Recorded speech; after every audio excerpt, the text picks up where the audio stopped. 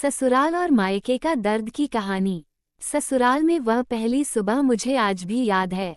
कितनी घबराकर मैं उठी थी, यह सोचती हुई कि कहीं देर ना हो जाए। सब न जाने मेरे बारे में क्या सोचेंगे। केवल एक रात ही तो नए घर में कटी थी और इतना सब कुछ बदल गया, जैसे आसमान में उड़ती चिड़िया को किसी ने मोती के लालच देकर पिंजरे में कैद कर लिया हो। शुरू के कुछ दिन तो यूं ही गुजर गए। एक दिन हम बाहर घूमने गए। जब हम वापस घर आए तो सासू माँ की आंखों में खुशी तो दिख रही थी, लेकिन केवल अपनी बेटे के लिए ही। मैंने सोचा कि शायद नया नया रिश्ता है, एक दूसरे को समझने में कुछ वक्त लगेगा। लेकिन समय ने जल्द ही एहसास करा दिया कि मैं यहाँ बहू हूँ, इसलिए मैं जैसा चाहूँ वैसा नहीं कर पाऊंगी। कुछ कायदा और मर्यादा है जिसका मुझे पालन करना होगा, जैसे कि धीरे धीरे बात करना, धीरे से हंसना, सबके खाने के बाद खाना खाना। यह सब आदतें मुझे अपने आप आ गई। माँ से भी बात कम होने लगी, जिसकी वजह से मुझे पीहर की याद आने लगी। ससुराल में पूछने पर कहा गया कि अभी नहीं, कुछ दिन के बाद जाना। जिस पति ने शादी के समय कहा था कि आपकी बेटी पास में ही तो है, कभी भी आ जाया करेगी, उसके भी सुर बदल गए। अब मुझे धीरे धीरे यह समझ में आ गया था कि शादी कोई बच्चों का खेल नहीं है। इसमें केवल घर नहीं बदलता, पूरी जिंदगी बदल जाती है। अब मैं कभी भी उठकर अपने पीहर नहीं जा सकती, यहाँ तक कि पीहर वालों को भी मुझसे मिलने के लिए पूछकर आना पड़ता है।